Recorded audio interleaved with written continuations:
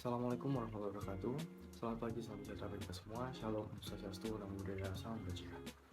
Halo rekan-rekan semuanya, perkenalkan nama saya Alif Engin Muafa, selaku perwakilan dari kelompok 4. Izin untuk membuka presentasi pada kesempatan kali ini, di mana kelompok kita mengusung materi yang berjudul Customer Loyalty. Untuk itu, ikuti keseruannya ya.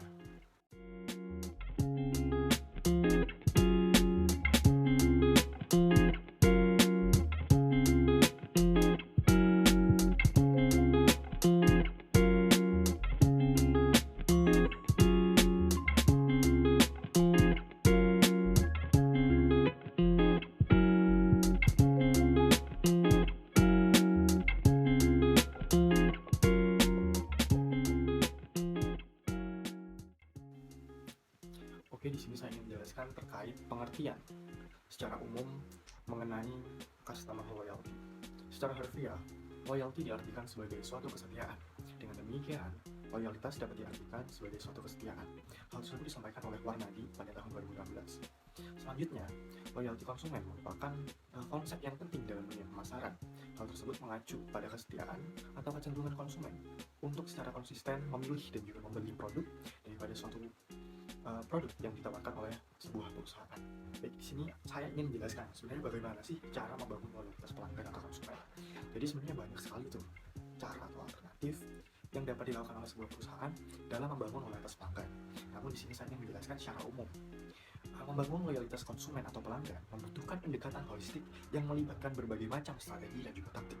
Mulai dari memastikan kepuasan pelanggan hingga membangun hubungan yang kuat, menyediakan program loyalitas yang menarik, personalisasi pengalaman pelanggan, dan memperkuat identifikasi sosial, serta terus berinovasi dalam sebuah produk yang mereka sajikan. Hal tersebut sangat bergantung dan juga hal tersebut sangat penting bagi sebuah perusahaan dalam mempertahankan loyalitas dari sebuah pelanggan. Oke, untuk selanjutnya kita masuk ke keuntungan utama dari loyalitas konsumen. Yang pertama di sini ada peningkatan profitabilitas.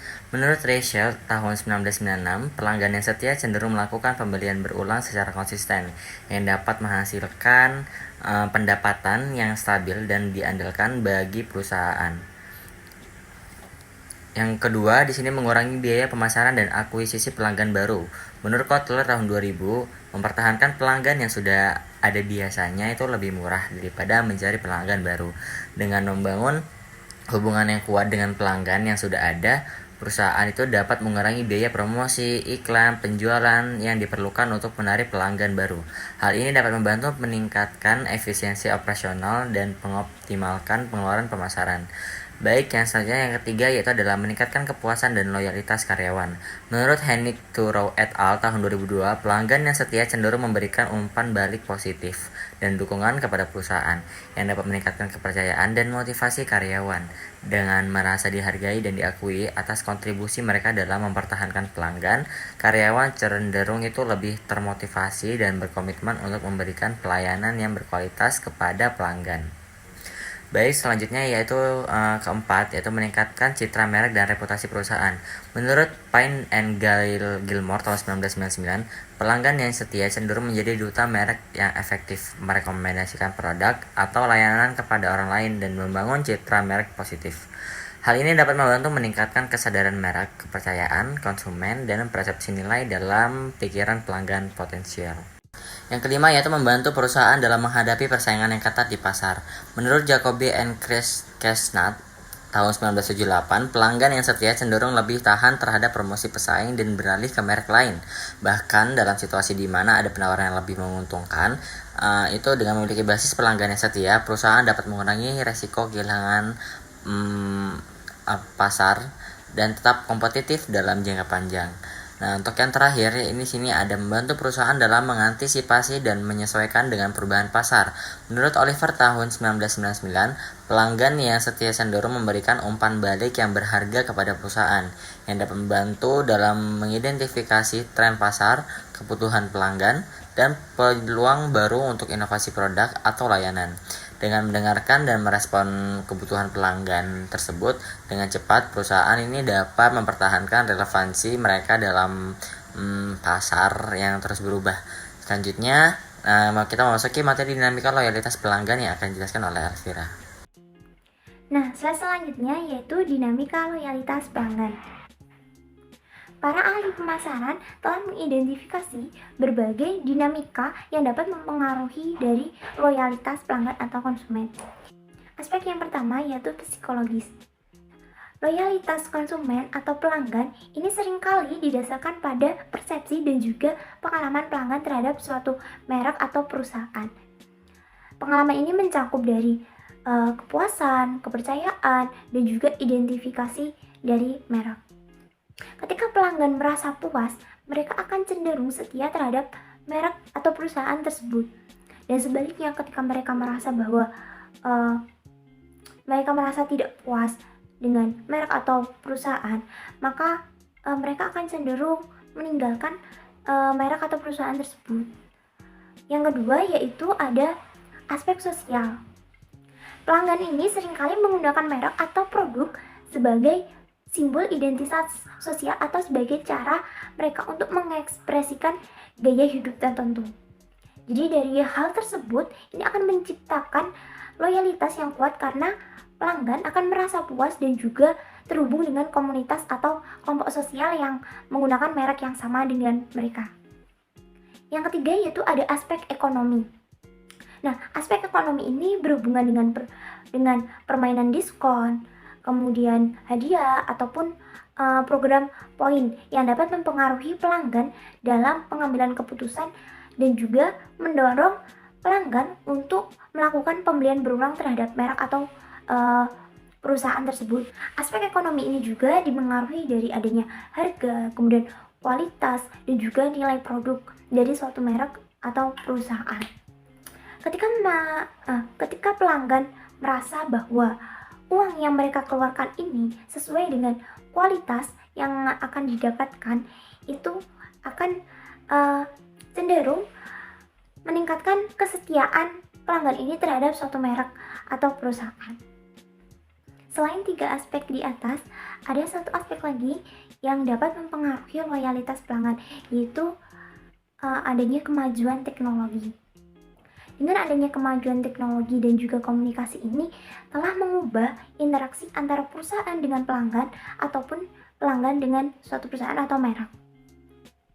Nah, dengan adanya kemajuan teknologi dan komunikasi ini memungkinkan perusahaan untuk menyediakan layanan atau pengalaman yang lebih personal atau terhubung terhadap pelanggannya.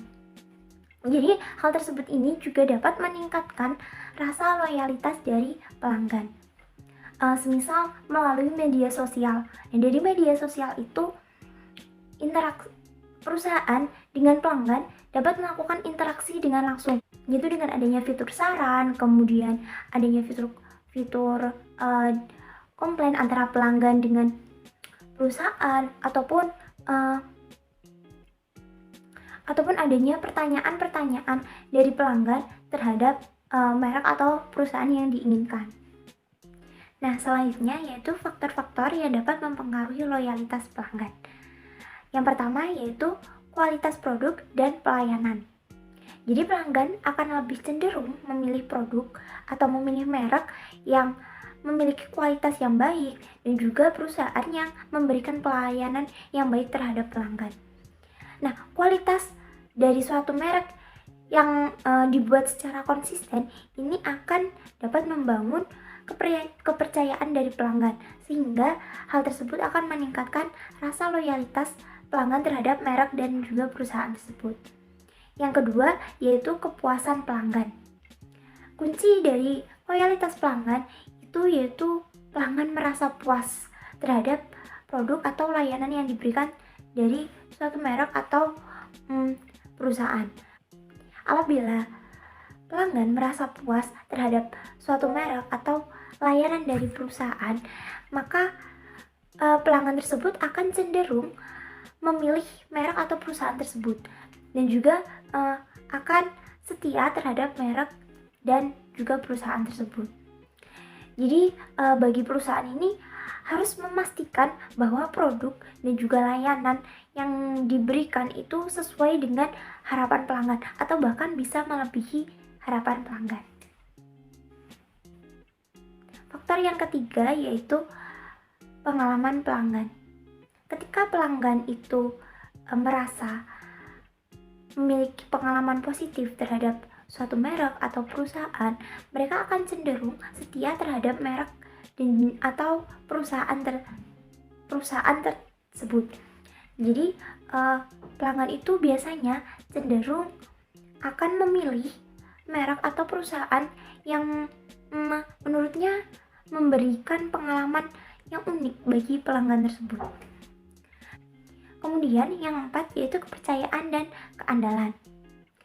Nah, kepercayaan ini bisa dibangun dari adanya konsistensi dan juga transparansi dari suatu merek atau perusahaan terhadap pelanggan. Selain itu juga responsif dalam menanggapi pelanggan, kemudian menanggapi kritikan atau mengkomplain dari pelanggan, itu juga akan mempengaruhi rasa loyalitas dari si pelanggan itu terhadap suatu merek ataupun perusahaan. Nah, faktor yang kelima yaitu hubungan loyalitas. Hubungan antara pelanggan dengan perusahaan atau dengan suatu merek itu juga dapat mempengaruhi loyalitas atau kepercayaan dari pelanggan. Apabila pelanggan ini memiliki hubungan personal yang baik kepada merek atau kepada suatu perusahaan tersebut dan juga merasa terhubung dengan merek atau perusahaan tersebut, itu akan cenderung memilih atau merekomendasikan merek dan juga perusahaan tersebut. Faktor selanjutnya yaitu program loyalitas. Program loyalitas ini mencakup diskon, kemudian hadiah, dan juga program poin yang diberikan suatu merek atau perusahaan terhadap pelanggannya. Nah, dengan adanya program ini akan membuat pelanggan merasa diuntungkan dengan memilih merek atau perusahaan tersebut. Jadi pelanggan ini akan cenderung setia terhadap suatu merek atau perusahaan yang menawarkan insentif atau manfaat khusus yang akan didapatkan si pelanggan ini atas kepatuhannya atau atas kesetiaannya terhadap merek dan perusahaan tersebut. Faktor selanjutnya yaitu interaksi sosial. Nah, pelanggan akan cenderung mencari validasi atau rekomendasi dari orang lain mengenai merek atau perusahaan yang sedang mereka butuhkan. Nah, oleh karena itu, perusahaan dapat memanfaatkan interaksi sosial ini untuk memperkuat identifikasi sosial dan juga afiliasi dengan merek ataupun perusahaan mereka.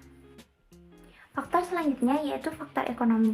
Nah, faktor ekonomi ini meliputi harga, kualitas, dan juga nilai produk.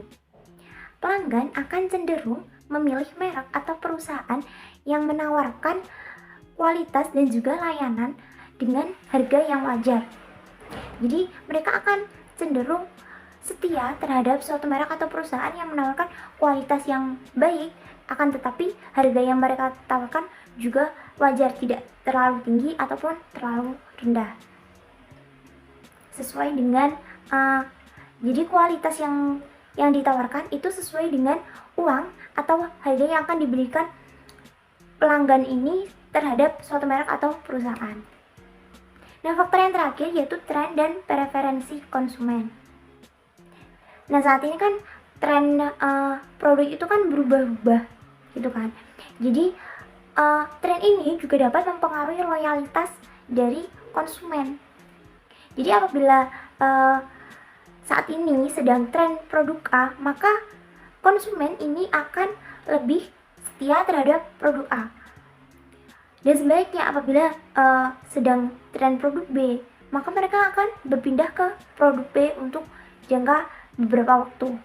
Oleh karena itu, perusahaan harus memastikan atau membuat inovasi-inovasi baru mengikuti perkembangan tren dari suatu merek atau produk.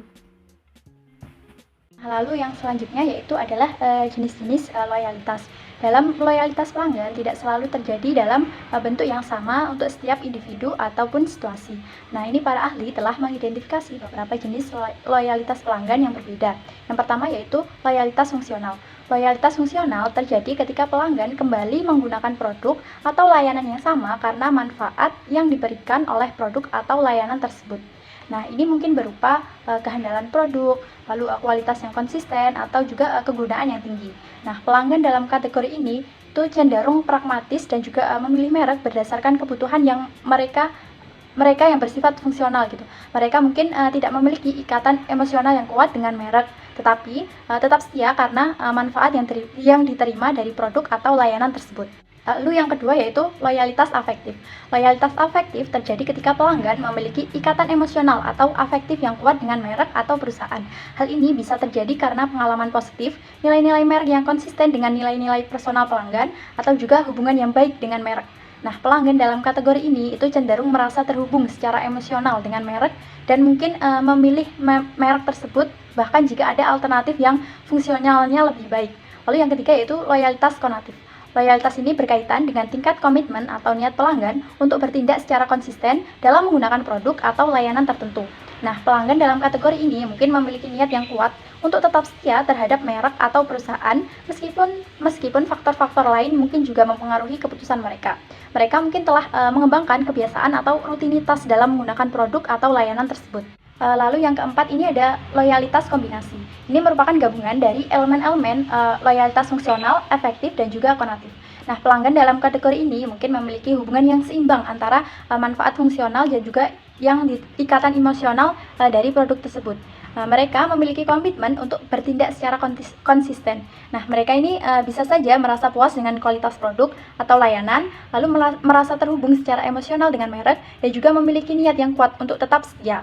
Lalu yang kelima ada loyalitas inertial. Loyalitas inertial ini terjadi ketika pelanggan tetap setia kepada merek atau perusahaan karena alasan praktis, seperti kenyamanan atau ketidakmampuan untuk mencari alternatif.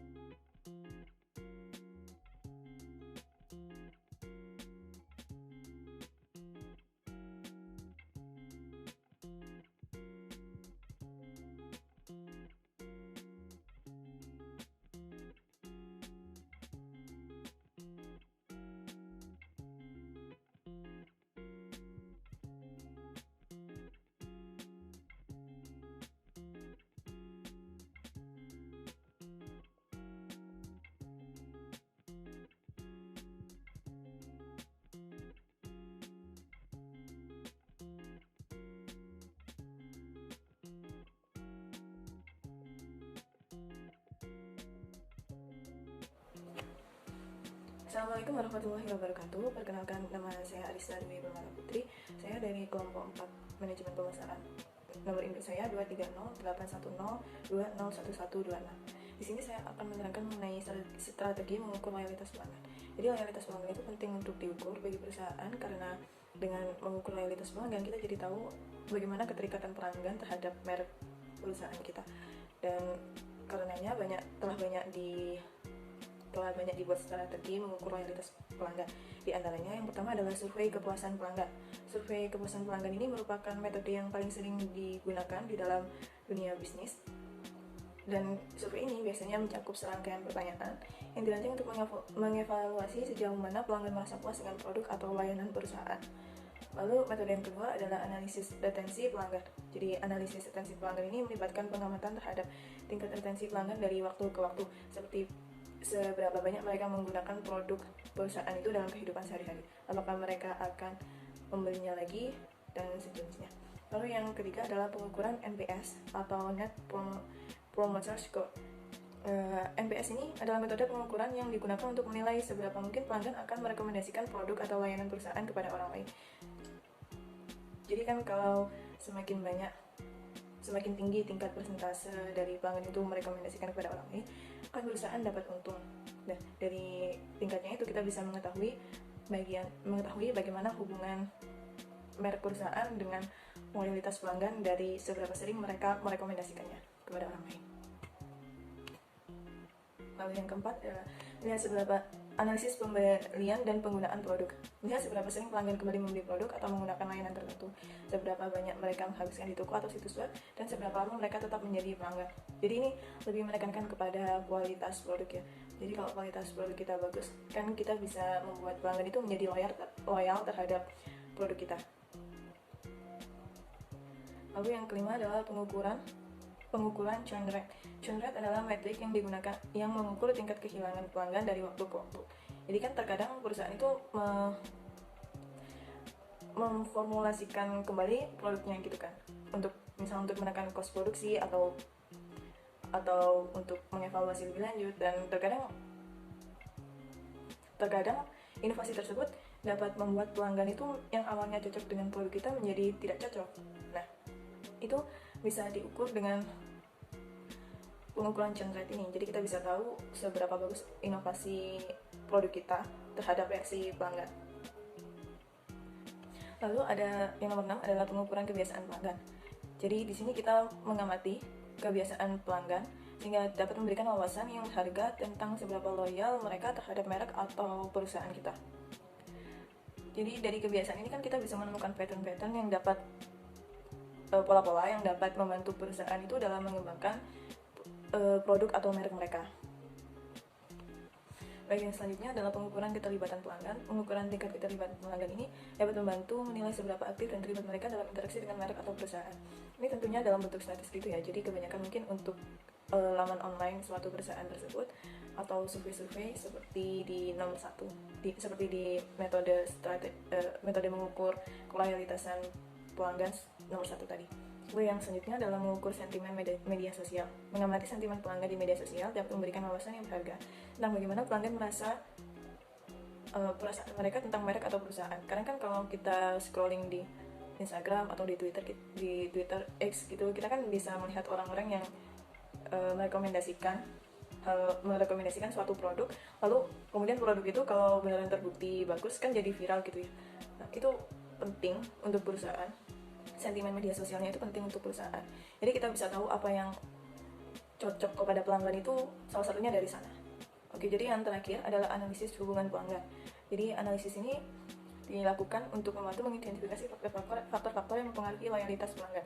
Bagaimana hubungan pelanggan itu dengan perusahaan atau merek dagang kita. Jadi ini bisa memberikan evaluasi terhadap sejumlah variabel seperti kepuasan pelanggan, kualitas layanan, harga, dan kepercayaan untuk menentukan bagaimana faktor-faktor ini nantinya berkontribusi terhadap loyalitas pelanggan. Jadi kalau untuk strategi mengukur loyalitas pelanggan ini kita nggak melulu harus melakukannya dengan misal hanya metode survei gitu ya. Jadi metodenya itu tidak terbatas untuk dikombinasikan. Jadi kita bisa misal menggunakan metode survei, terus kita menggunakan bagaimana sentimen para pelanggan itu di media sosial, kan itu saling berhubungan. Jadi itu bisa membuat akurasi yang lebih tepat, dan itu juga bisa menambah kesempatan kita untuk melakukan inovasi terhadap produk atau merek perusahaan kita. Sekian dari saya. Assalamualaikum warahmatullahi wabarakatuh. Demikian presentasi dari kelompok kami. Saya mewakili rekan-rekan yang bertugas mengucapkan terima kasih dan juga permohonan maaf bila mana kami dalam menjelaskan materi masih terdapat kesalahan baik dalam kata ataupun kalimat, entah itu disengaja ataupun tidak. Dapat saya akhiri. Wassalamualaikum warahmatullahi wabarakatuh.